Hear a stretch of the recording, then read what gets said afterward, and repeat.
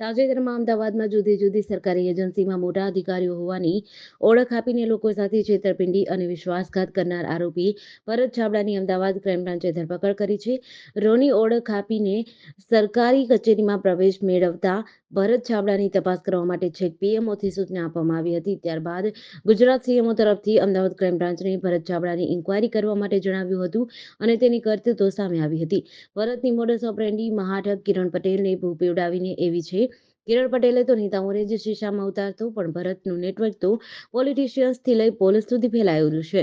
હાલ કેટલાક પોલીસ અધિકારીઓના જીવ પણ અદ્ધર થઈ ગયા છે. આ અંગે અમદાવાદ ક્રાઇમ બ્રાન્ચના ડીસીપી અજીત રાજિયાણે જણાવ્યું હતું કે ભરતના મોબાઈલમાંથી અમદાવાદના કેટલાક પોલીસ કર્મીઓના નંબર મળ્યા છે અને તે દિશામાં તપાસ ચાલુ છે. ભરત છાબડાની અમદાવાદ ક્રાઇમ બ્રાન્ચે હરિયાણાના કરનાલ ખાતેથી ધરપકડ કરી હતી. ક્રાઇમ બ્રાન્ચમાં આરોપી વિરુદ્ધ અલગ અલગ 3 ગુના નોંધાયેલા છે. આ ઉપરાંત અડાલજ પોલીસ સ્ટેશનમાં પણ આરોપી વિરુદ્ધ એક ગુનો નોંધાયો હતો.